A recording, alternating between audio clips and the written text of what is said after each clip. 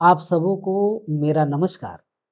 आज की कहानी अयोध्या से संबंधित है, रामलला मंदिर से संबंधित है और हम ये आज की कहानी में ये जानेंगे कि आखिर इतिहास क्या रहा है 1526 से लेकर जब सुप्रीम कोर्ट फैसला सुनाए 16 अक्टूबर 2019 तक का क्या सफर रहा है और इतना लंबा सफर में क्या क्या हुआ है, तब जाकर ये शुभ घड़ी आई है। और इस शुभ घड़ी में पूरा देश के कोने कोने में और कोने कोने से लोग भी अयोध्या पहुंच रहे हैं जश्न में शामिल होने के लिए।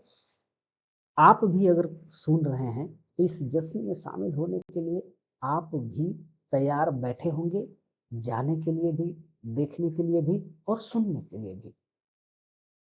एक रामलला का जन्म स्थान पे फैसला आ गया, तैयारियां चल रही है, लेकिन एक और जन्म स्थान है और वो है कृष्ण का। विवाद वहां पे भी है, मामला वहां पे भी लंबित है। कभी कभी डर लगता है कि रामलला का फैसला आने में जितना वक्त लगा, कहीं कृष्ण लल्ला का भी फैसला आने में उतना वक्त तो नहीं लग जाएगा। मन कभी कभी ऐसा भी करता है कि नहीं लगेगा, क्योंकि मोदी है तो मुमकिन है। कभी कभी विचारधाराएं ऐसी भी आती है कि जितने भी देश में इस प्रकार के मामले धर्म से जुड़े, वो सारे के सारे अगर निपट गए होते और निपट जाए इसी सरकार के राज्य में, तो आने वाली जो भी सरकार होगी या आने वाले समय में भारत के जितने भी नागरिक हैं, वो अपना मन पसंद सरकार चुनेंगे और मुद्दा सिर्फ धर्म का नहीं होगा। मुद्दा अगर बचेगा तो वो विकास का मुद्दा होगा। उद्योग धंधे कैसे डेवलप होंगे, एजुकेशन कैसे बढ़ेगा, स्वास्थ्य से रिलेटेड कितने हॉस्पिटल्स डेवलप हो सकते हैं, क्या क्या सुविधाएं हो सकती है, यही मुद्दा रह जाएगा। धर्म का मुद्दा जितना जल्द हो सके वो समाप्त हो जाए तो देश के लिए बहुत ही अच्छा होगा। चलिए आगे बढ़ते हैं। मैंने आपको कहा था कि आपको बताएंगे कि ये जो समय लगा और जो कोर्ट का जो फैसला था वो क्या था। कोर्ट का फैसला ये था, अयोध्या के राम मंदिर से रिलेटेड इलाहाबाद हाई कोर्ट ने फैसला सुनाया था। और वो फैसला था 8,189 पेज पढ़ने के बाद का जो फैसला था वो इस प्रकार था कि 2.7 एकड़ जमीन 3 पक्षों में बराबर बराबर बांटी गई थी। ये फैसला था इलाहाबाद हाई कोर्ट का। इलाहाबाद हाई कोर्ट के फैसले के ठीक सामने सुप्रीम कोर्ट ने यह फैसला सुनाया है। यानी सुप्रीम कोर्ट में 1045 पेज पढ़ा गया था। 1045 पेज पढ़ने के बाद जो फैसला सुनाया गया था जमीन से संबंधित, वो ये था कि पूरी विवादित जमीन की रिसीवर केंद्र सरकार के पास रहेगी। यानी किसी भी संस्था को, किसी भी व्यक्ति विशेष को, किसी भी ऑर्गेनाइजेशन को नहीं जाएगी। आगे बढ़ते हैं। हिंदू पक्ष से संबंधित इलाहाबाद हाई कोर्ट का क्या फैसला था और सुप्रीम कोर्ट का क्या फैसला था। तो इलाहाबाद हाई कोर्ट ने यह कहा था कि निर्मोही अखाड़े को राम चबूतरा और सीता रसोई सहित उसका हिस्सा दिया गया था। ठीक इलाहाबाद हाई कोर्ट के सामने सुप्रीम कोर्ट ने यह कहा था कि विवादित जमीन पर नियंत्रण निर्मोही अखाड़े का दावा खारिज करके उसे ट्रस्ट में प्रतिनिधित्व मिलेगा। यानी जो निर्मोही अखाड़ा है उसे नहीं दी जाएगी, इसका जो प्रतिनिधित्व है वो करेगा ट्रस्ट। मुस्लिम पक्ष के लिए विवादित भूमि का 1/3 बाहरी हिस्सा सुन्नी वक्फ बोर्ड को मिला था। इलाहाबाद हाई कोर्ट के अनुसार इसके ठीक सामने सुप्रीम कोर्ट ने ये कहा कि सुन्नी वक्फ बोर्ड को नई मस्जिद के लिए अयोध्या में 5 एकड़ जमीन मिलेगी और वो भी पवित्र जगह पे, यानी उसे दिया जाए। ये था सुप्रीम कोर्ट का फैसला। ये सुप्रीम कोर्ट के फैसले के आधार के ऊपर वो दिन नजदीक आ गया जहां पे जश्न का माहौल पूरे देश में ही नहीं विदेशों में भी फैल रहा है। आगे हम आपको बताना चाहेंगे कि 1526 से लेकर 19 16 अक्टूबर 2019 तक, यानी सुप्रीम कोर्ट का फैसला 16 अक्टूबर 2019 को आया हुआ था। उस समय का इतिहास क्या रहा था? 1526 में इतिहासकारों के मुताबिक बाबर इब्राहिम लोदी से जंग लड़ने 1526 में भारत आया था। बाबर इब्राहिम लोदी से जंग लड़ने 1526 में भारत आया था। बाबर के सूबेदार मीर बाकी ने 1528 में अयोध्या में मस्जिद बनवाई थी। बाबर के सम्मान में इसे बाबरी मस्जिद नाम दिया गया था। ठीक।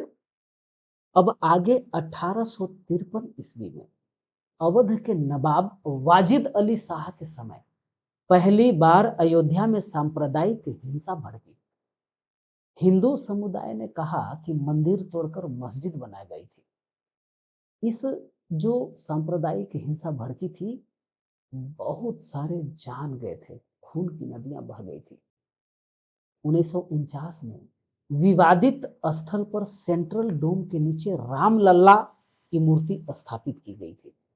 1950 में हिंदू महासभा के वकील गोपाल विशारद ने फैजाबाद जिला अदालत में अर्जी दाखिल कर रामलला की मूर्ति की पूजा का अधिकार देने की मांग की। आगे 1959 में निर्मोही अखाड़े ने विवादित स्थल पर मालिकाना हक जताया था। 1961 में सुन्नी वक्फ बोर्ड सेंट्रल ने मूर्ति स्थापित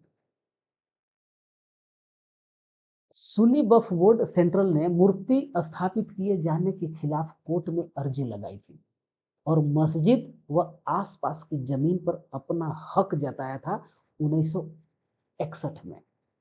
1981 में उत्तर प्रदेश सुन्नी सेंट्रल वक्फ बोर्ड ने जमीन के मालिकाना हक के लिए मुकदमा दायर किया था। ठीक उसके आगे 1885 में फैजाबाद की जिला अदालत ने राम चबूतरे पर छतरी लगाने की महंत रघुवीर दास की अर्जी को ठुकरा दी थी। 1989 में इलाहाबाद हाई कोर्ट ने विवादित स्थल पर यथा स्थिति बरकरार रखने को कहा था। 1992 में अयोध्या में विवादित ढांचा ढहा दिया गया था और जब ये ढांचा ढहाया गया था 1992 में स्थिति बहुत दयनीय हो चुकी थी। लाशों का ढेर लग चुका था। भयावह स्थिति थी भारत की। 2002 में इलाहाबाद हाईकोर्ट ने विवादित ढांचे वाली जमीन के मालिकाना हक को लेकर दायर याचिकाओं पर सुनवाई शुरू की थी।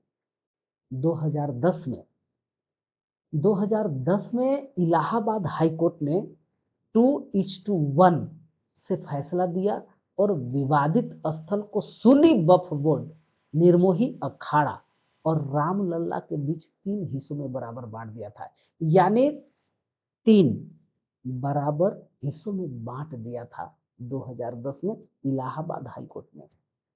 2011 में सुप्रीम कोर्ट ने इलाहाबाद हाई कोर्ट के फैसले पर रोक लगा दी थी। 2016 में सुब्रमण्यम स्वामी ने सुप्रीम कोर्ट में अर्जी दायर कर विवादित स्थल पर राम मंदिर के निर्माण की इजाजत मांगी थी। 2018 में सुप्रीम कोर्ट ने अयोध्या विवाद को लेकर दाखिल विभिन्न याचिकाओं पर सुनवाई शुरू की। 6 अगस्त 2019 को सुप्रीम कोर्ट की संविधान पीठ ने इलाहाबाद हाई कोर्ट के फैसले के खिलाफ दायर हिंदू और मुस्लिम पक्ष की अपीलों पर सुनवाई शुरू की थी।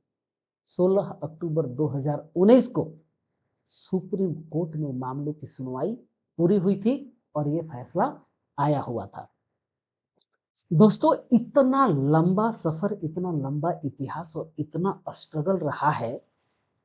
राम लल्ला का प्राण प्रतिष्ठा 22 जनवरी को है, यानी यहाँ तक का सफर इतना स्ट्रगल फुल रहा है।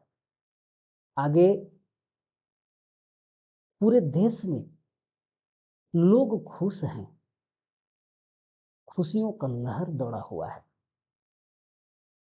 अयोध्या में जिस प्रकार की सजावटें की गई हैं, जब आप वहां जाएंगे तो वहां आपको ऐसा लगेगा कि आप त्रेता युग में आप पहुंच गए हैं। आपको त्रेता युग की याद आने लगेगी। आपको ऐसा लगेगा, आपको फील होगा कि त्रेता युग में है, क्योंकि प्रभु श्री राम का जो अस्तित्व रहा है वो त्रेता युग से रहा है। तो वहाँ का जो डिजाइनर है, जो सजावटें की गई है अयोध्या का, खम्बे, गेट, मंदिर, वहाँ पे उस युग से संबंधित जो भी काल्पनिक जो ग्रंथों में कल्पना हो या जिस प्रकार का दर्शाया गया है, तो आजकल के जितने भी कलाकार हैं वो कल्पना के तौर पे ही वहाँ पे त्रेता युग की का जो भव्यता देने में कामयाब हो चुके हैं। एक तरफ अयोध्या में तैयारियां चल रही हैं, तो प्रभु श्री राम के ससुराल जनकपुर, वहां पे भी तैयारियां चल रही थी और वहां से प्रभु श्री राम के लिए सनेश भेजा गया है। वहां का रिवाज है, बिहार का रिवाज है कि सनेश जाता है और वो सनेश भेजा गया है। सनेश एक ट्रक में लादा गया था।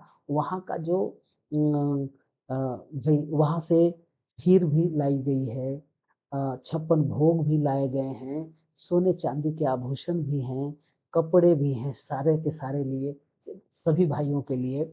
और साथ ही साथ में यानी 250 से ज्यादा उस सनेश के साथ जनकपुर से लोग भी जत्था बना करके आए हुए हैं और वो ऑलरेडी पहुंच चुके हैं अयोध्या में। तो जब वो सनेश जनकपुर से अयोध्या राम के लिए पहुंच रहा था, तो जनकपुर में खुशियों की लहर देखने जैसी थी। लोग गदगद हैं, लोग फूले नहीं समा रहे हैं और खुशियां चारों तरफ दौड़ी हुई थी। तो एक तरफ जनकपुर से यानी प्रभु श्री राम के ससुराल से सनेश आया, अयोध्या पहुंच चुका है। दूसरी तरफ गुजरात के वडोदरा से 108 फीट लंबी अगरबत्ती, जिसका वजन 3500 किलो है, ट्रक पे सजाकर उसे भेजा गया है। 5 लाख की लागत है अगरबत्ती में। और अगरबत्ती जैसे जैसे अयोध्या पहुंच रही है, जिस रास्ते से अयोध्या पहुंच रही है, लोगों का जो भीड़ है तांता उमड़ जा रहा है देखने के लिए, समझने के लिए। और साथ ही साथ पूरे के पूरे लोग गदगद है, जश्न में डूबे हुए हैं। इस प्रकार की तैयारियां लल्ला के लिए, लल्ला का प्राण प्रतिष्ठा के लिए हो रही है। प्रभु श्री राम लल्ला का जो प्राण प्रतिष्ठा होगा, वो जो मुहूर्त है, वो मुहूर्त इस प्रकार से है कि काशी के ज्योतिषाचार्य पंडित गणेश शास्त्री द्रविड़ जी ने मुहूर्त निकाला है और वो मुहूर्त बहुत ही दुर्लभ है, अति दुर्लभ। यानी मात्र और मात्र 84 सेकेंड का मुहूर्त है।